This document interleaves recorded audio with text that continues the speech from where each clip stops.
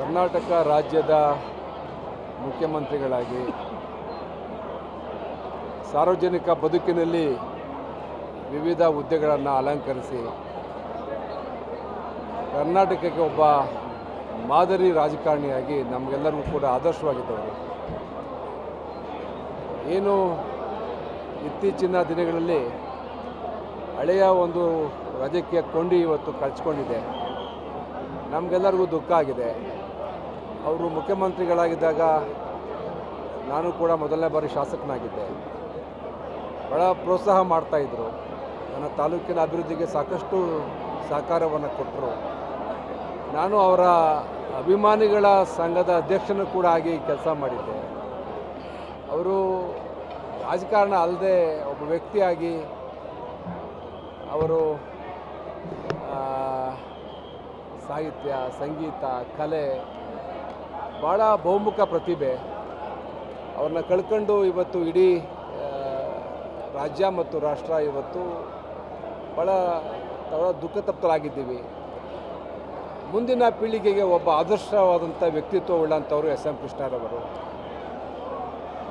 ಬೆಂಗಳೂರನ್ನು ಕೆಂಪೇಗೌಡರು ಕಟ್ಟಿದ್ರು ಅಂತಾರೆ, ಆದರೆ ನಾವು ನೋಡಲಿಲ್ಲ. ಆದರೆ ಆಧುನಿಕ ಬೆಂಗಳೂರನ್ನು ಕಟ್ಟಿದವರು ಎಸ್ ಎಂ ಕೃಷ್ಣರವರು.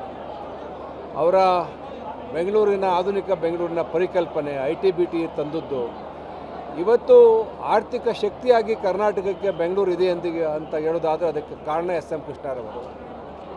ಜೊತೆಗೆ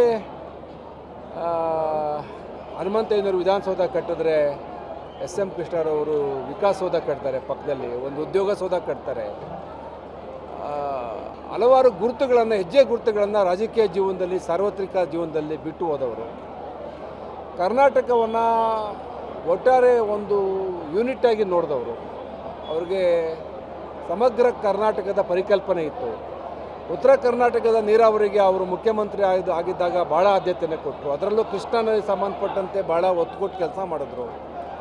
HK ಪಾಟೀಲ್ ಅವರು ಅದ್ರ ಬಗ್ಗೆ ನಿನ್ನೆ ಸ್ಮರಿಸ್ಕೊಂಡು ಮಾತಾಡ್ತಾಯಿದ್ರು. ಭಾಳಷ್ಟು ಜನ ಅಭಿಮಾನಿಗಳನ್ನು, ಪ್ರಸ್ತುತ ರಾಜಕಾರಣದಲ್ಲಿ ಇರ್ತಕ್ಕಂಥ ಶಾಸಕರು, ಮಂತ್ರಿಗಳು ಕೂಡ ಅವರ ಅಭಿಮಾನಿಗಳಿದ್ದರು. ಹಾಗಾಗಿ ಎಸ್ ಎಂ ಕೃಷ್ಣರವರು ಸರಳ ಸಜ್ಜನ ವ್ಯಕ್ತಿತ್ವ. ಅವ್ರ ಬಗ್ಗೆ ಇನ್ನೆಷ್ಟು ಹೇಳಿದ್ರು ಭಾಳ ವಿಚಾರ ಇದೆ ಹೇಳ್ಕೊಂತಂಥದ್ದು ಇದು. ಆದರೆ ವಯೋಸಹಜ ಸಾವು ನಮ್ಮನ್ನೆಲ್ಲ ಅಗಲಿದ್ದಾರೆ. ಭಗವಂತ ಅವರ ಆತ್ಮಕ್ಕೆ ಶಾಂತಿ ಕೊಡಲಿ. ಈ ಒಂದು ಕರದಲ್ಲಿ ಬಹಳಷ್ಟು ಜನ ಇವತ್ತು ಬೆಳಗ್ಗಿನಿಂದ ಇಡೀ ಹಳೆ ಮೈಸೂರು ಭಾಗದ ಜನ ಸಾಗರೋಪಾಧ್ಯಾಯದಲ್ಲಿ ಬಂದು ಅವರಿಗೆ ಅಂತಿಮ ದರ್ಶನ ಪಡೆದು ಹೋಗ್ತಾ ಇದ್ದಾರೆ. ಇವತ್ತು ಅವರ ವಿಧಿವಿಧಾನಗಳ ಮುಖಾಂತರ ಅವರ ಅಂತ್ಯಕ್ರಿಯೆ ನಡೀತಾ ಇದೆ. ನಾವೆಲ್ಲರೂ ಕೂಡ ದುಃಖವಾಗಿದ್ದೀವಿ, ನಾವೆಲ್ಲ ಭಾಗವಹಿಸಿದ್ದೀವಿ.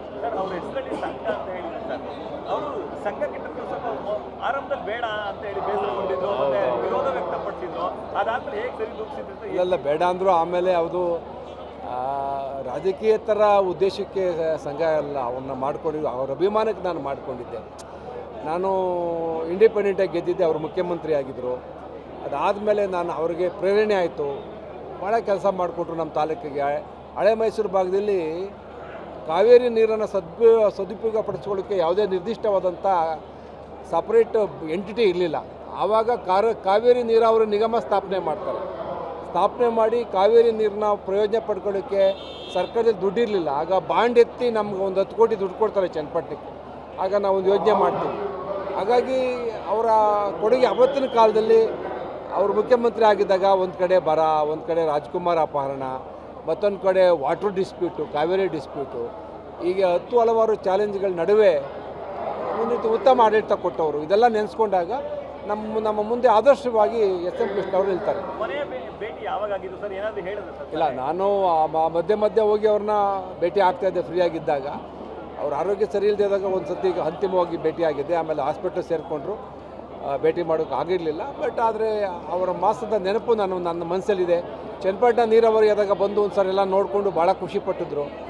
ಅದರಿಂದ ಆಗ್ತಾ ಇರ್ತಕ್ಕಂಥ ಜನಸಾಮಾನ್ಯರಿಗೆ ಆಗ್ತಕ್ಕಂಥ ಅನುಕೂಲಗಳ ಬಗ್ಗೆ ಕೂಡ ಅವ್ರಿಗೆ ಹೆಮ್ಮೆ ಇತ್ತು.